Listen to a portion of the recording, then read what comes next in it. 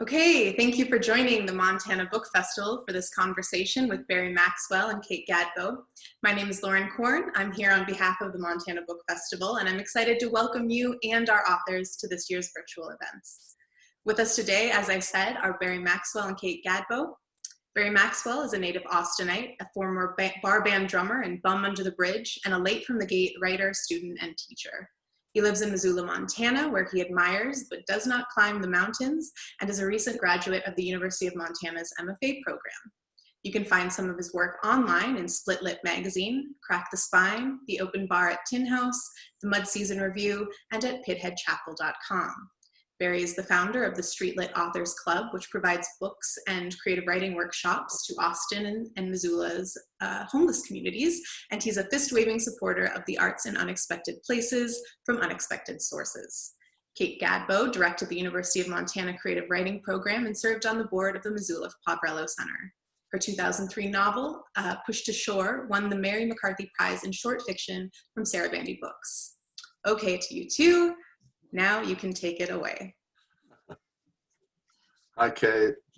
Hi, Barry. Good morning, good afternoon, good evening, whatever time it is when somebody watches this. I know, it's great to see your face again. Likewise. For those joining us, Barry, I first met 2 years ago when he took a course that I taught in the fall of 2018.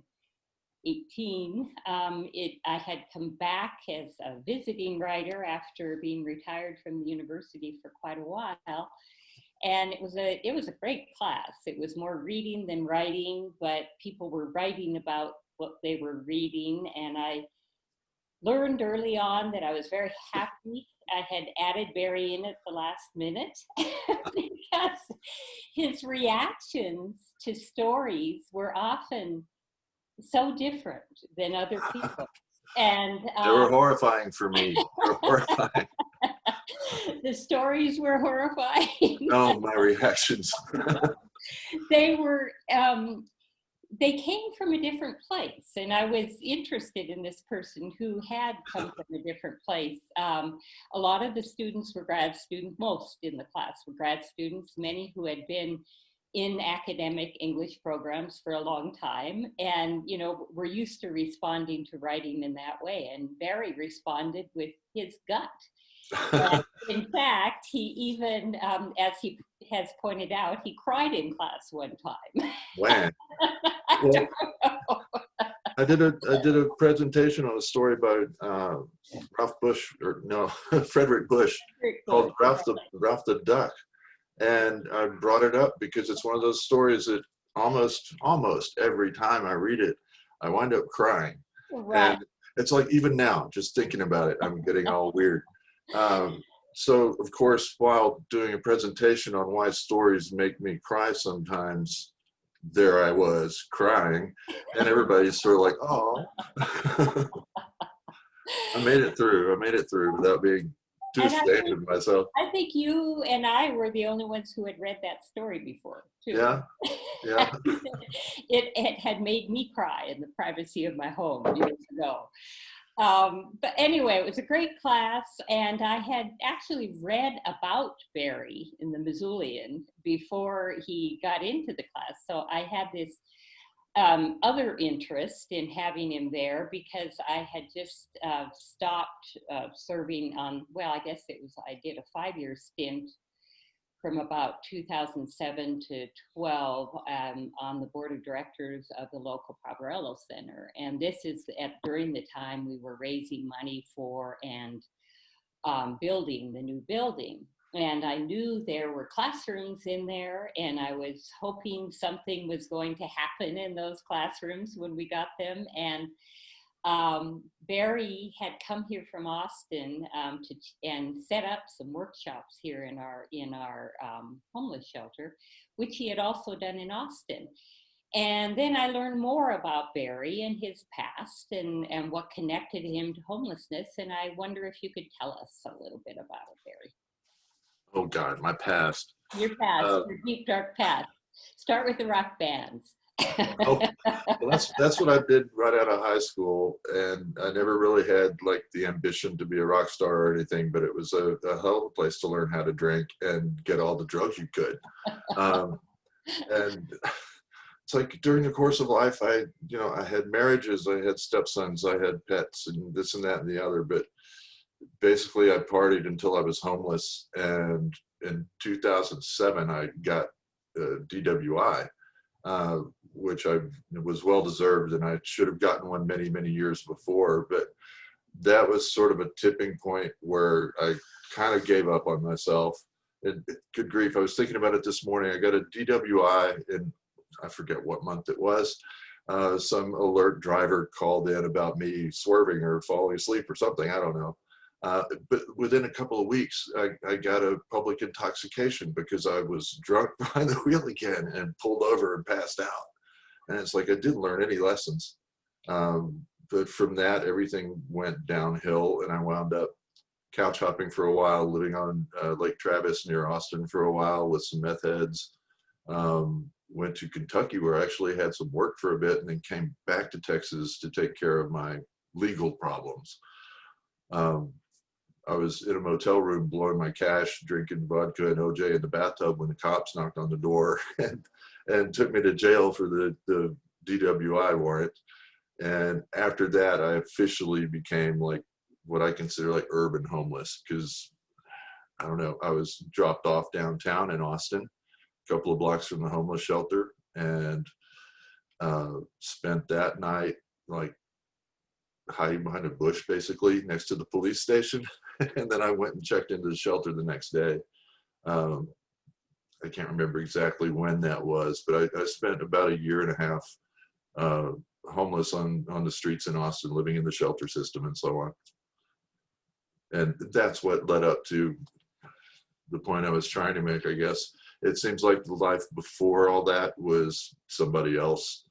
I still have connections with people from my previous life, but the homeless experience and bumping up against that big wall was a definite turning point in how I identify myself and where I put my attention.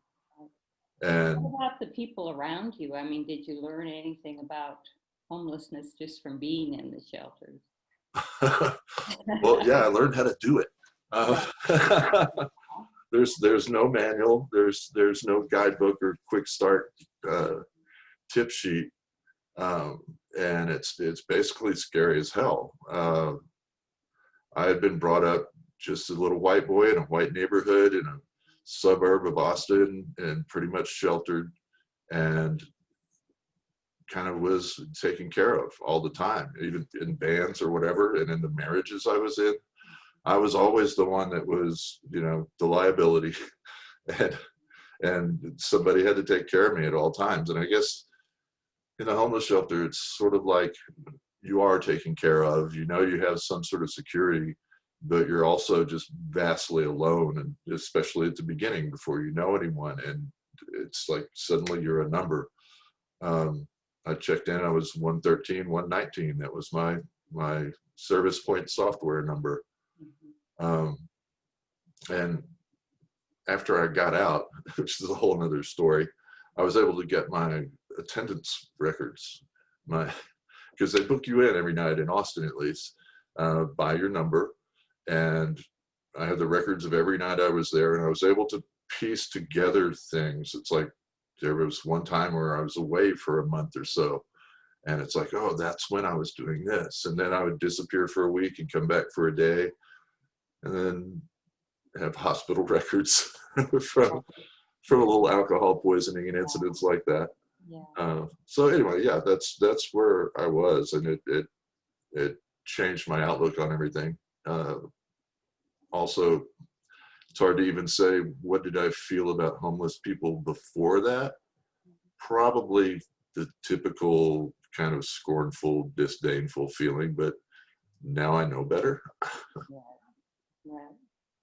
So then the transition to, you went to school, started writing?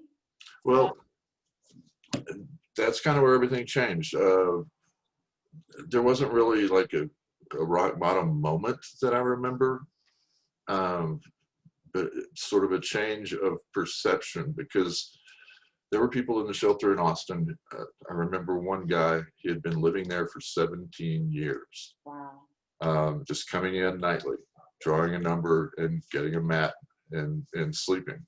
And everywhere you go, the bums under the bridges, old guys, grizzled, the bearded camo dude with whiskey under his jacket. And I just saw that as my future, and I wasn't willing to accept that.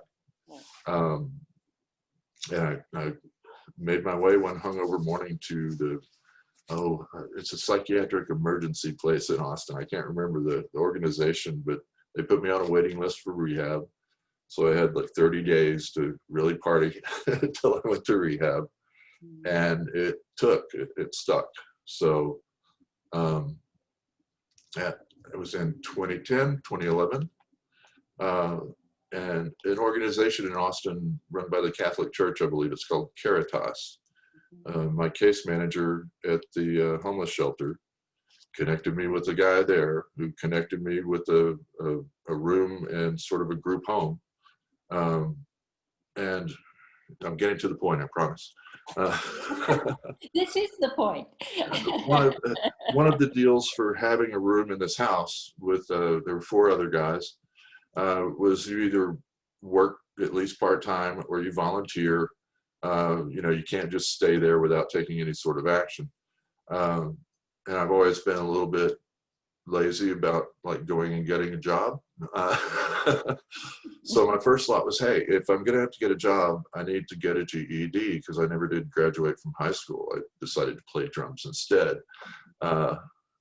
Anyway, I went to Austin Community College, did a GED prep course, and got that. And it turned out I was the valedictorian of the GED region or something, which earned me a little scholarship grant. So from that, I was sort of talked into taking credit courses. And I remember to this day, I was standing at the kiosk where you decide on what you're going to do when you're registering for classes. And I was originally going to take a web design certificate course. And it's like, wow, maybe I won't have to dig a ditch with my new GED. And then I thought about it, and I looked into their creative writing program, and there were openings in the classes there. So I went for that and wound up, it took more than 2 years, but I wound up with an associate's degree, which was nice. And that's really what got me rolling. Community college led to the thoughts of, wow, maybe I could transfer, to a real school. And and I got lucky again and won a full ride through UT in Austin. Wow. And finished up that degree. And then started shopping around for MFA programs. Montana decided they liked me enough to say, come on, and I did. We're all glad you did. Aw. Thank you. So how about what reconnected you to the shelters in Austin? It would seem like you'd want to just put that part of your life behind you in some ways. In a lot of ways, yeah, but and I'll stick with that for a second, because there were times when I was out of the shelter and living in the group home that I was taking the bus around town, this and that and the other, and I could just like feel my chest bind up and my stomach drop every time we came close to that part of town. And it's like I was physically afraid of the place, I think. But in community college, I was in a class where we had to do a Make a Difference project. And I gathered up some folks in the class, and we started a book drive. And we're taking books down to the shelter. We decided on the term street lit, which I didn't know was a genre at the time, but it had the street, we're light, and a lot of the people we take books to might be somewhat lit. So, Right. so we got that going, and there was huge involvement from the professors at Austin Community College, And then when I went to UT, we had a lot of involvement there. During my interview for the scholarship for UT, there was another time I started crying. Because I had included in my essays and so on that at some point I would like to go and start a writing workshop at the shelter, you know, based on what we'd done with the books, which was hugely successful. And the thought was that in the time that I was there, I got lucky and hung with some pretty smart people. Smart to a point. They were super intelligent and then screwed up just as badly as I did. So I got to hang around with smarter people who had been to college and so on. And our time was just generally wasted in all senses of the word. And had there been something to go do that we would have been interested in, I think that would have helped us. It creates community. It creates a sense of, you know, being able to talk to the outside world, you know, the real world as we thought of it. I mean, normal people we called civilians, and we were residentially challenged. And, so I talked in my interview for the scholarship about this and just started bawling. And it's like, oh God, I've totally blown it. and then find out later, it's like, Barry, that's how we knew you were sincere. So the tears worked that time. Totally unplanned. Too. You got an A. Yeah. So I started up the workshop at the shelter in Austin. It was a huge success. I thought I would have to sell the shelter people on the idea, but I went into a meeting with them. I was nervous as all hell and freaked out to be in the shelter again. And I wasn't like a minute into talking about it. It's like, what do you need? What can we do? And it started like within a week of talking to them. The folks at Austin Community College, I had professors from there come visit. I had professors from UT. A woman I totally admire from, what is it, North Texas University. She drove down from Denton, Texas, just to do a workshop one day. Jill Talbot, Charlotte Gulick, Deb Olin Unferth, Elizabeth McCracken came. Tons of great people. And I felt completely supported. We usually had like a dozen or more in the workshop. And when I decided to come here, a couple of guys from the shelter, one who I'd been a classmate of at UT, took over the program. Now, of course, everything's on hold now.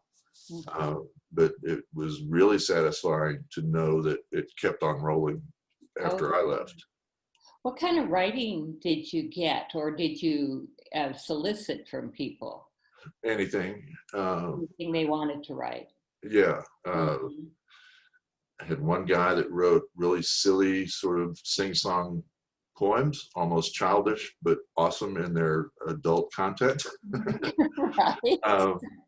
Had another guy who was like a deep philosophical atheist who wrote these huge, intricate poems about his philosophies.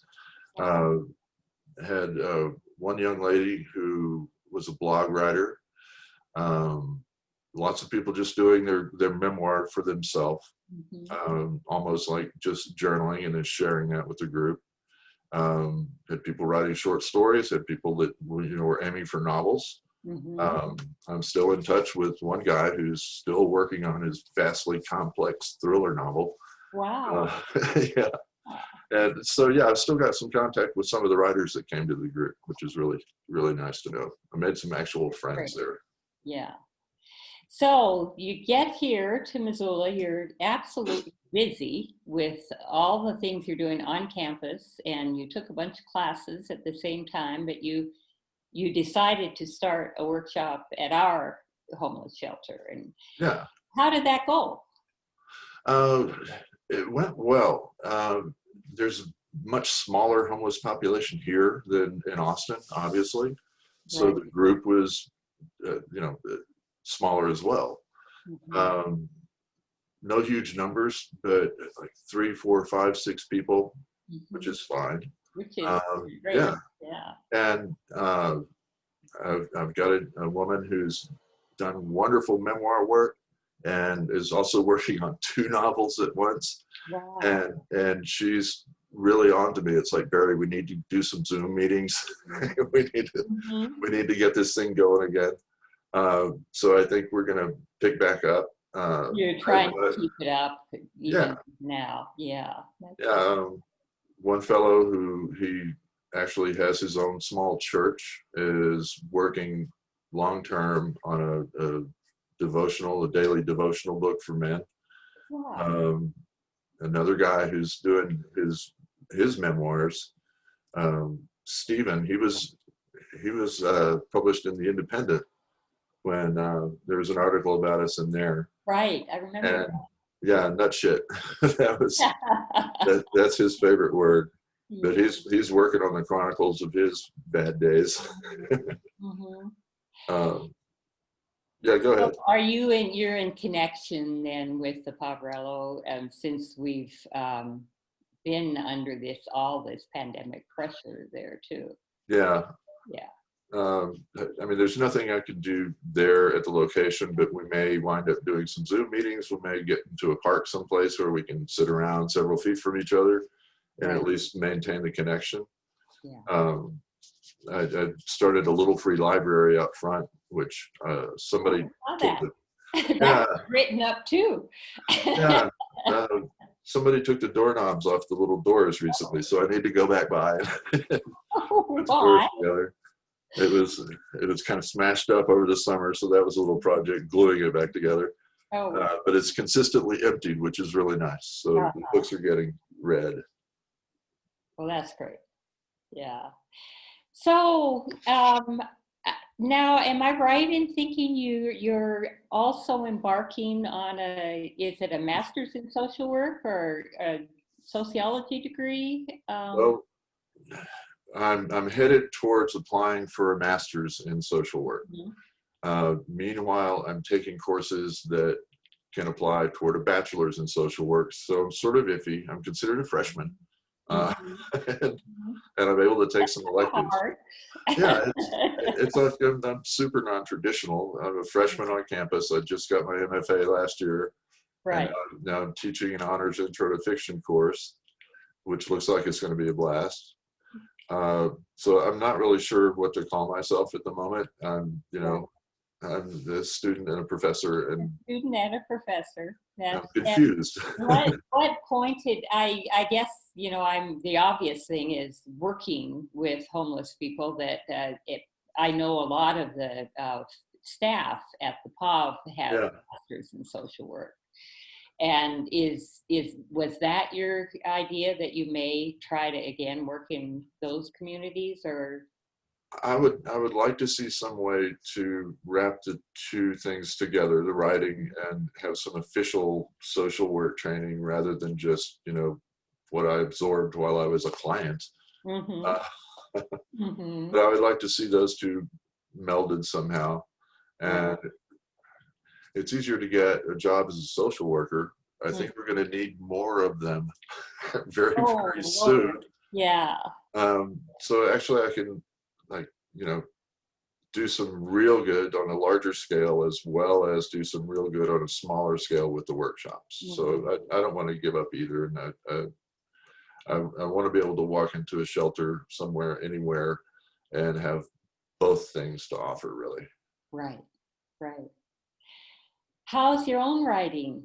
Are you getting things done in the middle of this? I've talked to so many people who can hardly read a book, or at least early on, that was the problem. I'll confess, I have not written a word during the summer. And I don't feel bad about it, simply because, all right, I've been in school 10 years, now more. Right. And I didn't expect to go back to school this fall, but I am. And it was actually kind of a welcome break. And I'm sort of a homebody anyway. The mountains look fine out there. I don't have to go climb them. And the isolation wasn't really difficult. My roommate and I, we handled it well. And now masking up and rarely going out. but, No, I no, think, how are you teaching your class? Is that any in person or is it? right now we're keeping it online. I've had 2 asynchronous days where they're doing like questionnaires and getting to know each other kind of things. And then we're doing our first synchronous Zoom meeting tomorrow. How many students? Yeah, we've got 20 right now. Wow, that's a big for an honors class. Yeah, and people are still sorting themselves out. I have one that just signed on a couple of days ago, and then one that had to leave.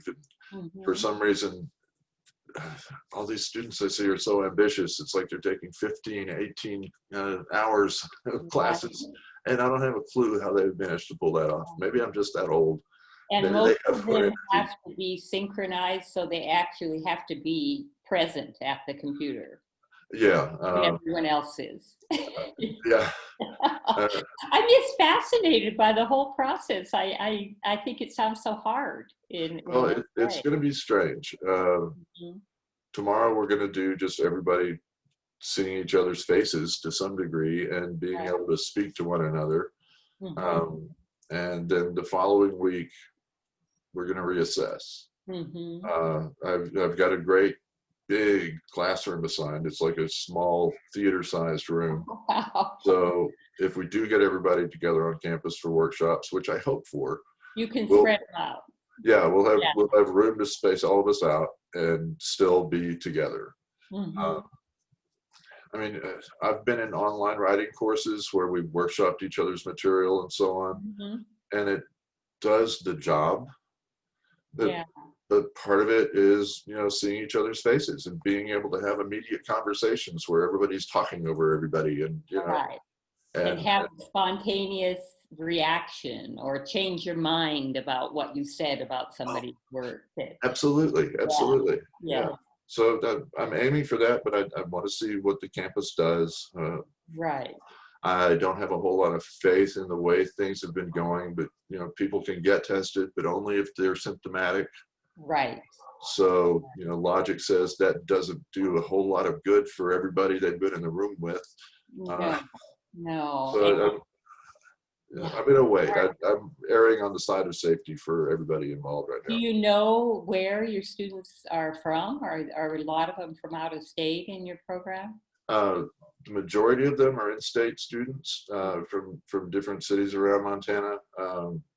I don't have the other out-of-state folks in my head, but it's the main thing that I'm impressed with, other than diversity of origin. I think we range from 18 years old to 65 years old. Oh, wow. I'm actually not the oldest human You're not in the class. That's great. And I love it when things like that happen, because in my experience, when I was in classes all the way through as a non-traditional student, just being around the younger people just really kind of sparked things that wouldn't have been sparked otherwise. So I'm really happy. I think that's really important. And I also think, life experience gives you a lot to write about. Oh, of course. I taught a couple Molly writing courses after I retired because I just didn't quite want to let go of teaching. And all of these people had to be at least 55. That was cut off. So I had a 90-year-old woman in the class who wrote about, pioneer days in North Dakota. So it's great. I'm glad you're enjoying it, and I'm glad you're doing it. I think it kind of does feed your own writing when you're talking about it. Absolutely, it's kind of getting me back in the mood again. I can turn off the TV. Right. One of the things that I'm hoping for is to sort of, well, if you'd read my syllabus, you would know I'm very against cramming the old white dude canon down everybody's throats again. Good. It's like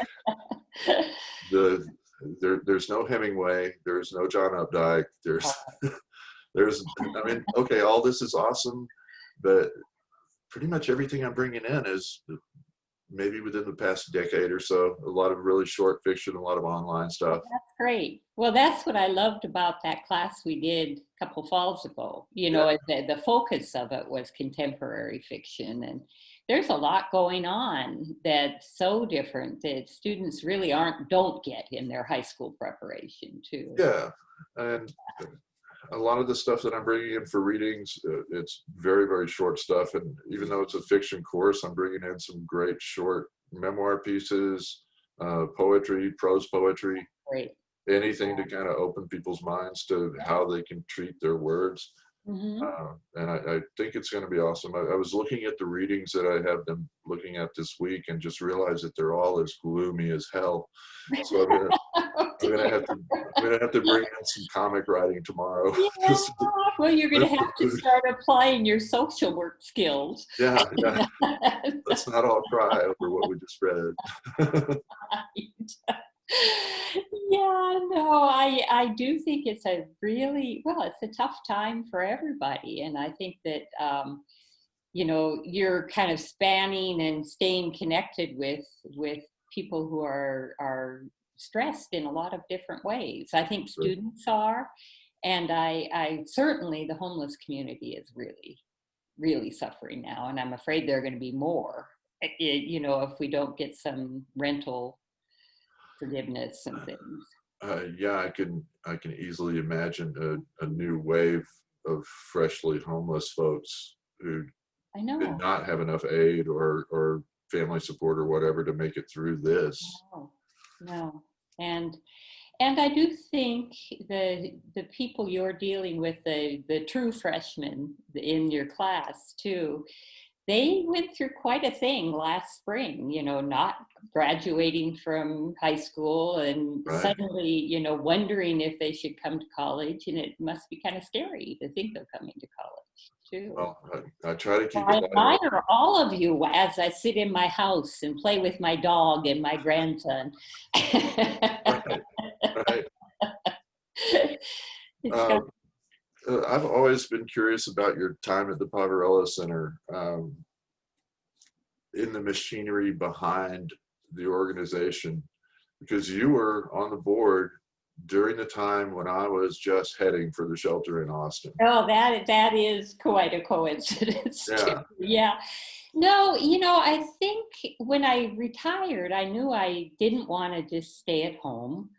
And I also, you know, I'd kind of gotten to a stalled place in my own writing. I wanted to be part of the community in a way that I hadn't been. You know, the university community is pretty insular in a lot of ways, you know, and so I did volunteer to be on this board, and I ended up being the board president for a couple years at a time when we were trying to find a location for the new building. And it was very interesting because it brings out people's fears. It brings out their you know, assumptions about why people are homeless. And I got to know the staff at the center, who were just an amazing group of people. And then I got to learn about things like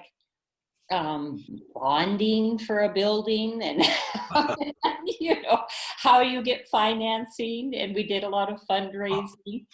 I imagine you learned things you never expected. I did, and but I did learn a lot. You know, I met some wonderful people, and the board was comprised of a really good mix of community members who all brought different skills to it, you know, and many were a couple were old friends, but most of them are people I had never known. It was a great experience, and just trying to figure out how people in a community like that live best in that community. Right. Talking with the architect about designing the building, you know, how many showers do you need? Yeah. Where do you put laundry? Where can people put their things? Yeah. Because that's what the old building didn't have, is, you know, just place for storage for people, what they're carrying around, and it's their whole life they're carrying around. I've got to comment that is just huge. you reduce yourself to a backpack or a backpack and a duffel bag or a shopping cart or whatever your approach. Right. In Austin at the Arch there, they had a limited number of lockers. And basically there was a lottery for lockers. And if you got one, you could hang on to it, but you had to reapply every month and make sure you were actually using it. Of course, mine, I was awful. I would, whenever book donations would come in, I'd skim all the good ones off and stuff my locker full. Then after I read them, I'd take them to half-price books, sell them for cash, and go to the liquor store. But I try to run things differently now. But I just noticed in the Austin paper a few days ago, they've started a program where they're using like the big blue trash can size recycling bins, and they're somehow setting it up as storage spaces for the homeless folks in Austin. I have no idea about it beyond that. But just having that capability, if you get lucky enough to have a job interview, oh my God. What are you going to do? Walk in with all your stuff? It doesn't play very well. With all your stuff, and then we have the added complication of trying not to make people sick, or people not getting close to each other. I've just been amazed here by the Poverello keeping COVID out until just very recently. It was amazing. Yeah. I can't really even comprehend how they've managed it so far. But it's just it's a great community, and I'm glad you're keeping your hand in there. I think you're going to be an amazing teacher or whatever it is you end up doing. I can follow your examples. Yeah. But thanks so much, Barry. I just think it's great that we've had a chance to talk. I'm so happy to see you. You're kind of fan in me, so that's so a much. big part of it, is to just stay connected, and I think it's great that that the festival is going on too. I know. Thank you, Lauren. Thank you, Lauren, for being a badass behind the scenes here. Yeah. Thank you both. I really appreciate you taking part in this year's festival, and joining us today. Just a note on the festival side, a reminder to those of you watching today, you can purchase Kate's book and books by other festival authors on Fact and Fiction's website at factandfictionbooks.com. You can also purchase Montana Book Festival merchandise on our website, montanabookfestival.com. There you can also donate so that we can keep our programming running through the fall with our MBF Plus events. Again, Kate and Barry, thank you so much for joining us. I really appreciate it. Thank you. Yeah. Bye. Bye. Bye.